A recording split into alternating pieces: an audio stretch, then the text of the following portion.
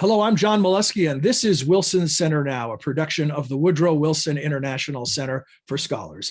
My guests today are Stephanie Bowen, who is editor of the award-winning Wilson Quarterly, and Kary Stewart, a London-based multimedia journalist and producer who is a contributor to the current issue of the WQ. Her piece is titled Endless Sands of Time, 4 Generations of Sahrawi Women Cope with Conflict and Exile. And we'll have more on that in a moment. But for Stephanie, if I could begin with you to provide us with an overview of the just released new issue.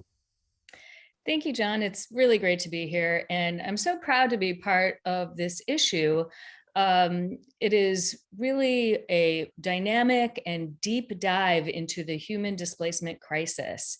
And when we started out to put this issue together, one of the things that we really wanted to accomplish was to give multiple perspectives and insights to the global displacement crisis in a way that we don't think normally are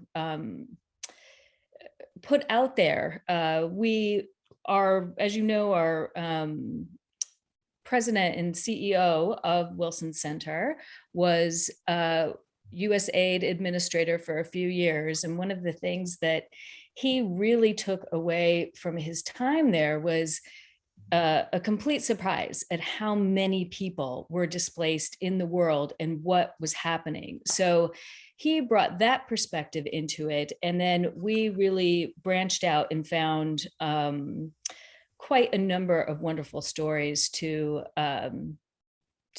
tell. And I think I can. No, please go ahead. I was just going to say mission accomplished in what you described. It really is an amazing description of what's going on. Oh, great. Thank you. We titled it Humanity in Motion, Scenes from the Global Displacement Crisis, because it really is about humans on the move. And I think, when you look at, we looked at several things. We looked at the key drivers of displacement, including conflict, climate change, and those are the two big drivers. But you also look at poverty and persecution and other things that are happening that drive people away from their homes. We looked at those who are considered refugees, meaning they have fled their home country, to some that fled within their country. They're called internally displaced people. We have two wonderful overviews, I'd say. One is a historical perspective from James Hollifield, and another is an interactive experience from Kaylee Ober of Refugees International. And both of those pieces take us through, James takes us through the history of displacement. And I learned a few things about human displacement along the way with that one. And also the interactive experience, which I think really helps illustrate what is happening today around different parts of the world, why and how. One of the things I'm really most excited about are just the diverse authors that we have and the high profile authors that we have. It's really exciting. We have 2 heads of state, including King Abdullah from Jordan and President Duque from Colombia, who provide their perspectives. Both of their countries are dealing with really critical displacement issues right now that are impacting, their ability to govern and provide for their own, host populations, as well as those that have come to find refuge. We have perspectives from scholars and historians. We have a wonderful piece from Elizabeth Ferris about the climate related displacement and looks at the various drivers and the intersectionalities between climate and other drivers like violence and how those two intersect. We have a terrific Q&A with Henrietta Fore, the executive director of UNICEF, and David Beasley, the executive director of the World Food Program, Mark Green, our president and CEO, interviewed them, and we've woven that into a conversation that I think really shows some of those deep-rooted challenges of human displacement and the solutions. I think there's a lot of solutions that are really coming out through this issue. We have a wonderful piece from Albania where Hallam Ferguson, who used to work in Afghanistan on democracy projects, recently went back after the recent crisis in Afghanistan, and spoke with some of his former colleagues who are now refugees in Albania. And it's really just wonderful writing, and that gets to the heart of what this is. I mean, I think there are so many perspectives in terms of the human perspective, but also the policy implications. I want to emphasize that. We have a terrific piece on the cooperation that's needed between Mexico and the United States from two lawmakers. We have Representative Henry Cuellar of Texas and Senator Claudia Ruiz Masso of Mexico. And they've come together to lay out some solutions and really say it's an urgent need for us to cooperate together as countries and as policymakers to make sure that we're addressing this in a way that is both appropriate for our citizens and our country and the people that are seeking refuge. So it's just a wonderful, wonderful collection of stories. And I haven't even touched on the reported pieces like Kary's. We'll hear from her in a moment. Her piece really struck me because it covers generations of displacement through the eyes of one family. We have a couple of reported pieces about climate issues, one in Iraq that really takes such it's so complex what is going on in Iraq with the climate change that is causing farmers to leave because they cannot, their land is unfarmable. Yet there are also governance issues with a lack of water and irrigation and different things that could be handled differently to mitigate some of these things that we're seeing. And we've got another wonderful piece from Peru. We have, I think that's it. Well, that's it's a lot of content, and it's really worth diving into. No doubt about it. You know, I've been a reader of and a fan of the Wilson Quarterly for decades before my association with the Wilson Center, and this issue is second to none. It's really an outstanding collection at a really critical time as far as the content. So congratulations, because it's your first issue. It is my first issue, and I definitely have to give a shout out to Richard Byrne, who started this issue, and I took over partway through. It is my first issue, and it really, for me personally, I will say I have visited some refugee and IDP camps during my day. I have worked with organizations who are on the front lines trying to address these crises, and I have also been a journalist and trying to report stories in a way that is accurate and balanced and gets again at that, that intersection of the human interest and the policy implications.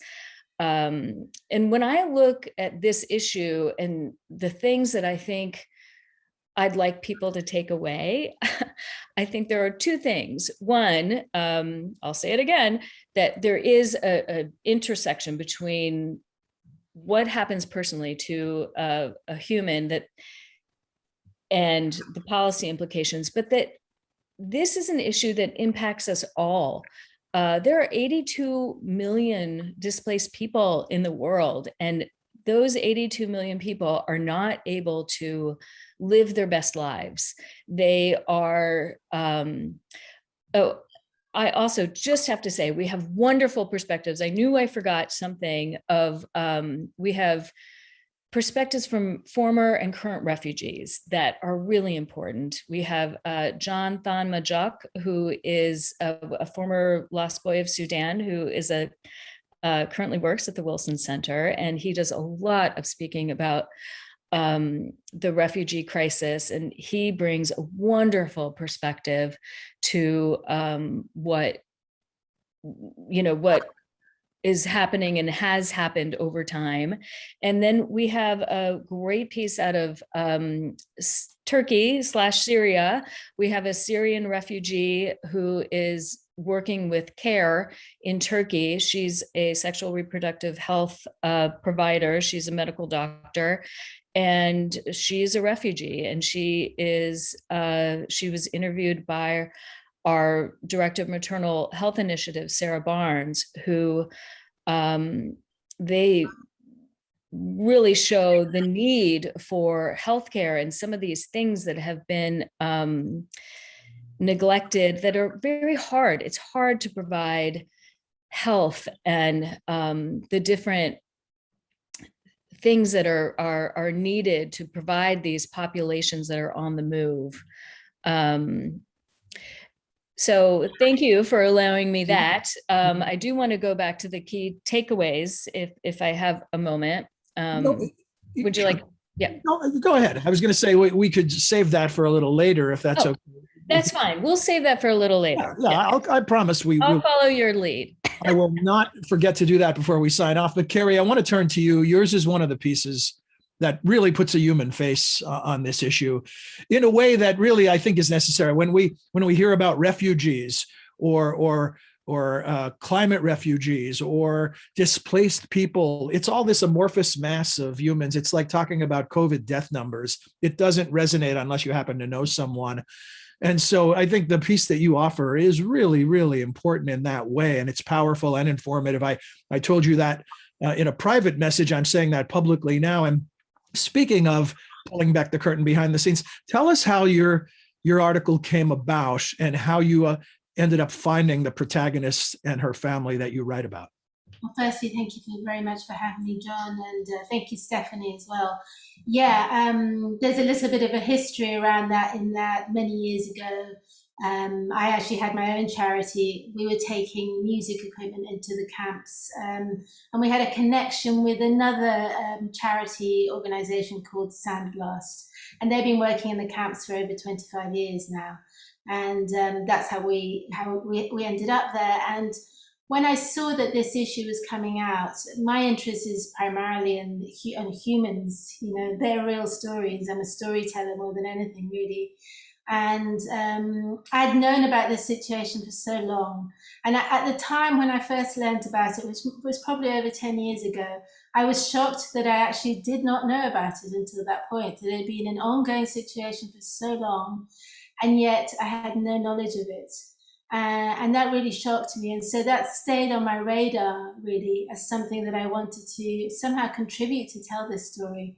And so I contacted Danielle in the hope that we could talk to, I was already aware that there was generations in the camps and new generations being born there. And I wanted to talk to especially women. I was really interested in women because women were they were key, especially when the displacement occurred at first. They were key in setting up the camps and continuing with the education, even setting up the infrastructure in the camps. So I was interested in the stories of women who have had to raise children, have had to leave their homes. And Nanaha is somebody that Danielle works with on the Desert Voice Box project, which is an English-based project. And she seemed like she was willing to speak, first of all, and she speaks good English. And we felt that her story was something that really highlighted the struggle, really, across a long period of time. Was she eager to tell her story? Nanaha was eager. She was, yes, she's eager to they have a lot of tenacity and strength in the camps.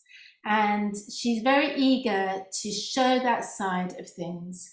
It's very important to her that the world realizes that they are strong people and that they have faith in what they're fighting for, really. So she was very eager for that.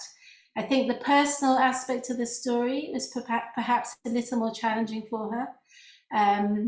Although she wanted to tell me, of course, it brought up many things for her, and I think in particular for her grandmother and her mother, who kept getting asked the questions via her, and I think it was difficult for them to, of course, her grandmother, one of her grandmothers, Miriam, has passed. Her other grandmother and her mother, I think, found it difficult to retell these stories. They live very much in the present, I think. Yeah. So you struggle very effectively talks about the big geopolitical issue, but then also about the in the trenches daily life of the human beings involved. Could we take a moment and have you describe the contours of the conflict that have created this displacement?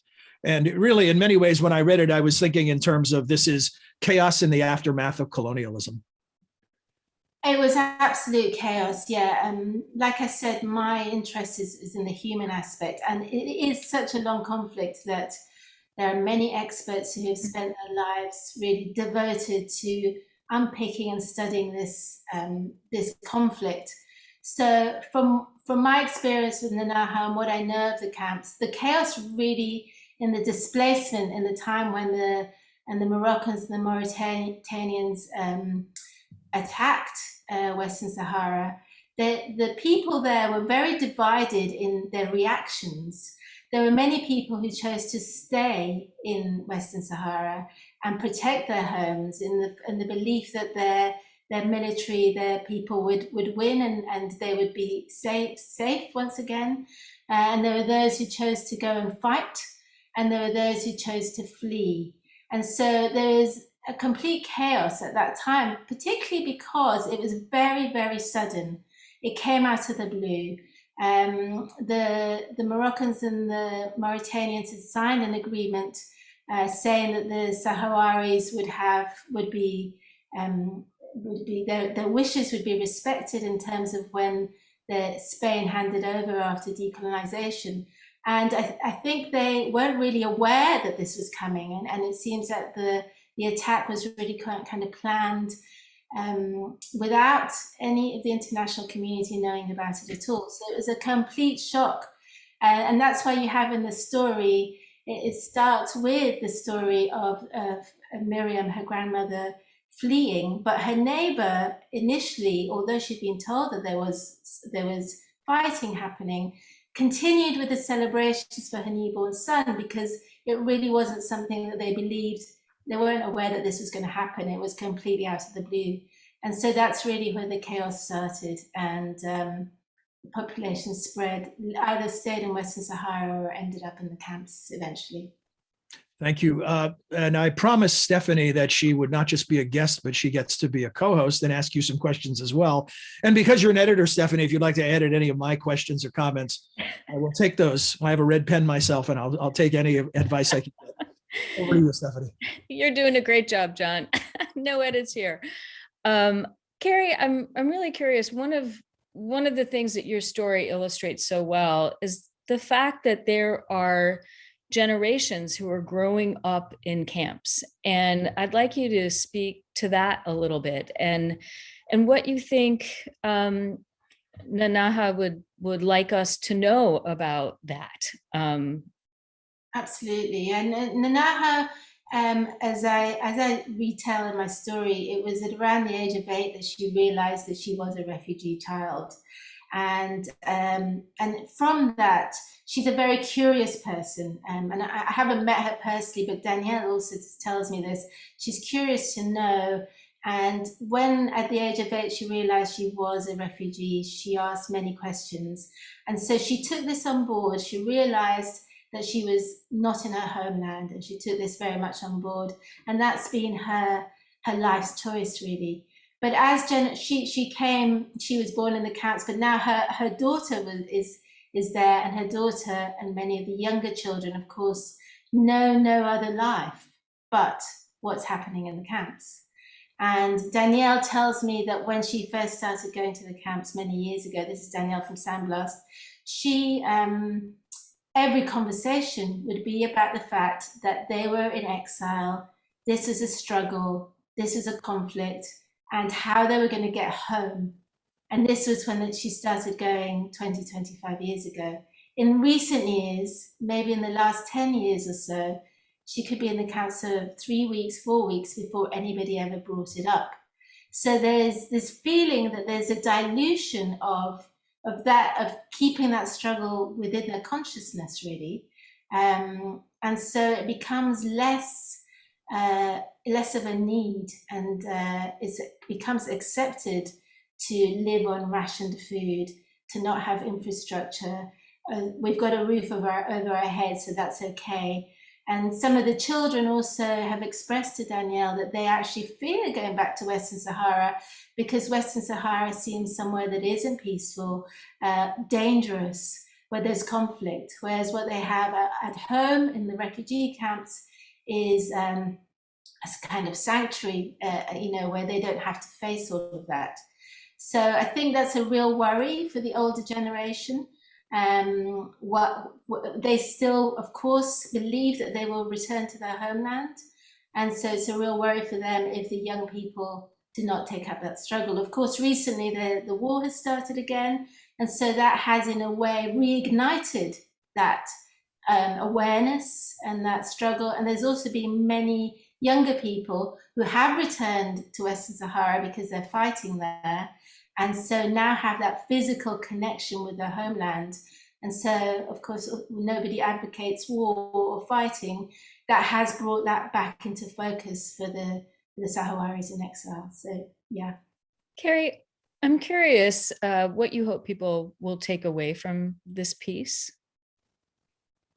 Yeah, I feel it's very much a piece about ordinary people like you and me and like everyone else, trying to live their lives, educate their children, with the same worries, trying to make a living, who don't have that choice anymore, and they have been taken away from their own homeland through a mess, through politics, through something that is taking a long time to unpick and figure out. And meanwhile, there's all these 176,000 people that are displaced, 90,000 of them who are considered vulnerable, that are living in these conditions and are living a life away from what is possible for a life, really.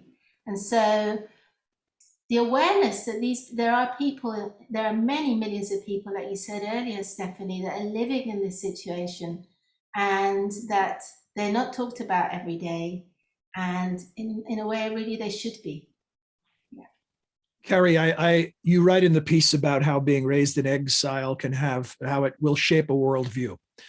I'm wondering, from your perspective as a reporter, I mean, those of us who've done reporting on anything that speaks to the human drama understand that there's a certain amount of compartmentalization that needs to take place, right? But also we're human beings, and you can't help but be affected by it. And I wonder how covering a story like this and getting to know someone like Nanana, how this affects your worldview. It's a very emotional piece, really. As a journalist, you try to be impartial and listen, and there's no way really to not feel what's happening there. And so my worldview is affected in that I'm much more aware that, and I always was really, that this is something that's going on that is not really reported very much. And that's another reason why I brought this story. It's been going on for a long time. And so I think after 45 years, there appears to be no real news to talk about. But actually, of course, there is. And so I think part of what affects me about this story is the silence around it and the need to keep it as in the awareness of everyone, so that change can happen, really. Yeah. Stephanie. Yeah, as you said, Kary, this has been going on a long time, and there tends to be a little bit of fatigue, at least in reporting the story. what about people who are working to, find solutions and bring, bring some kind of resolution to this? Is that also become stagnant? To an extent, yes. And I think COVID, the pandemic, hasn't helped, especially in terms of where the focus goes for aid. I think it's been very helpful that the UN initially, it was thought that there was 125,000 people in the camps. And the UN went back to the camps and did a recount, and it now came back with a figure of 176,000. So I think that's been very helpful in terms of getting more aid out there, and so that the agencies are going there and helping. There are, for example, Sandblast and lots of charities like Sandblast that go there and they help people in the camps gain cultural skills, gain language skills, and really find what their own talents are, and work with them to keep them hopeful, to educate them culturally, as well as in the basics. For example, Nana is very concerned in teaching children English. She believes that that's a really important aspect of them returning to their homeland, because they need to be able to talk to the international community. So yeah, I think all those aspects are very important. Well, Kary, thank you for a terrific contribution to the issue. And as we look to the future, if there is hope, it revolves around people in a position to do something caring. And for that to happen, they need to be informed. And so thank you for shedding some light on this important situation. Before we close, I promised to come back to you, Stephanie, to do a summary. You wanted to make some points about the key takeaways from the issue. Yeah, thank you, John. As I was really going through each piece, and there were a couple of key themes that emerged that I think are really important to point out. There's this concept of a humanitarian approach versus a development approach. And that is really brought out strongly in a couple of pieces. It's in our Mexico-US cooperation piece, in our piece from King Abdullah, from President Duque. It's also very prevalent in our piece with Henrietta Fore and David Beasley. And there's so much that is going into this crisis that if we continue to give the humanitarian aid that is needed, that we absolutely have to do that, especially with fast moving climate related displacement and violence and conflict related displacement. But as more conflict and more climate displacements are occurring, this is becoming a more crucial issue to really look at more holistically and make sure that we're coming up with solutions that are sustainable and not just providing the humanitarian aid that's absolutely needed, but solutions that get to the core of the issue, that help people thrive and live the full lives that they want to live, that help them contribute to society. So as you're reading through the issue, I really think that you should, I think readers would get a lot if they put that frame on it and look at that. And often the best news in these discussions about the WQ is those readers can access the issue or even subscribe to the journal absolutely free of charge, correct? Yes, absolutely free of charge. WilsonQuarterly.com. It's there, and we hope everyone enjoys it. And thank you for reading and watching. Stephanie, thank you. And Kary, thank you very much for joining us today. Thank you. We hope you enjoyed this edition of Wilson Center Now, and that you'll visit the new issue of the Wilson Quarterly. Until then, for all of us at the Wilson Center, I'm John Molesky. Thanks for being here.